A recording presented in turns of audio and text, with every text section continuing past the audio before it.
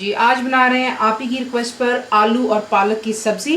यहाँ पर आप देख सकते हैं कि मैं पालक जो है मैं कैन का इस्तेमाल कर रही हूँ। अगर आप इसे फ्रेश इस्तेमाल करेंगे तब भी मैं आपको आगे बताऊंगी कि आपने इसको किसी बनाना है, लेकिन तरीका वही होगा, हल्का सा डिफरेंस होगा।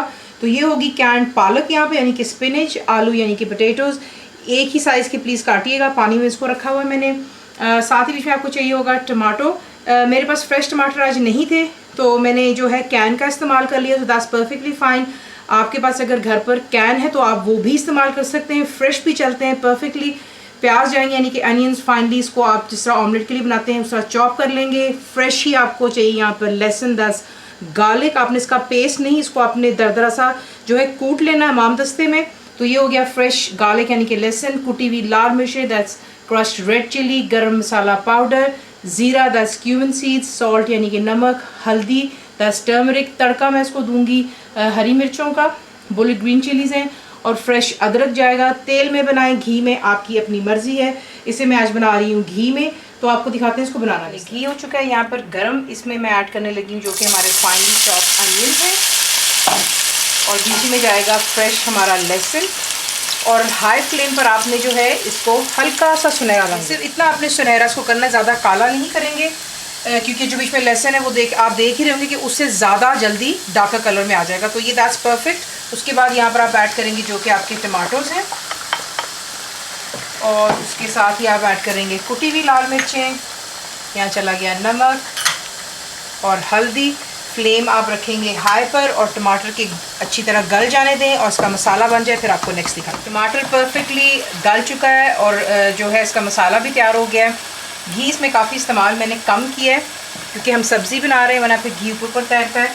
और यहाँ पर ला करके आप ऐड करेंगे जो कि आपके आलू हैं, और इसे यहाँ पर अच्छी तरह मिक्स करना। आलू को आप डालकर मिक्स करेंगे। और जो आपको मैं यहाँ पर बताना चाहूँगी वो ये है कि अगर आप फ्रेश पालक इस्तेमाल कर रहे हैं तो ताज़ी, उसमें ये होगा कि इस मसाले में आप यहाँ पर आलू नहीं, पहले फ्रेश पालक डालेंगे और मीडियम फ्लेम पर इतना कुक करेंगे फ्रेश पालक को कि उसका तमाम पानी खुश्क हो जाना चाहिए, जो सब्ज़ी खुद छोड़ेगी। और उसके बाद आप जो है आलू ऐड करेंगे। क्योंकि मैं कैन का इस्तेमाल कर रही हूँ पालक जो है, तो पहले मैं थोड़ा सा आलूओं को जो है मसाले में भून रही हूँ। यहाँ पे फ्लेम हाई पर है, सिर्फ 1 मिनट के लिए हाई फ्लेम पे पहले इसको भून लें। 1 मिनट के बाद जो है मैं स्पिनच जो कैंड है यहाँ पर अब डाल रही हूँ। तो आपको मैंने बता दिया कि फ्रेश आप पहले स्पिनच डालेंगे, उससे अच्छी तरह पकाएंगे और फिर आलूओं को ऐड करेंगे।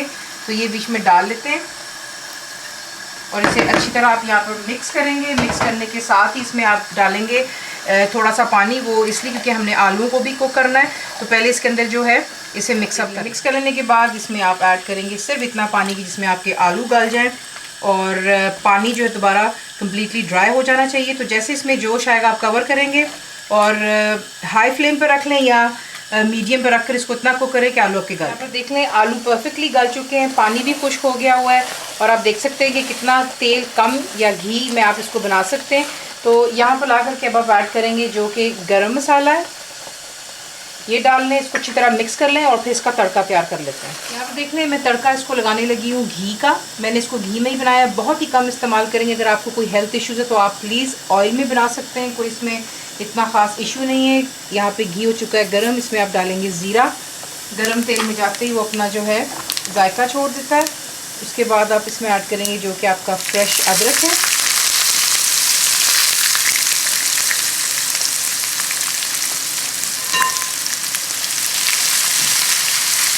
और साथ ही बीच में आप ऐड कर देंगे जो कि आपकी हरी मिर्चें, और सिर्फ आपने इसको आधा मिनट देना ताकि आपका तड़का तैयार हो जाए। तैयार हो गया। अब हम इसे आलू पालक में डाल, इसके ऊपर ही डालते हैं,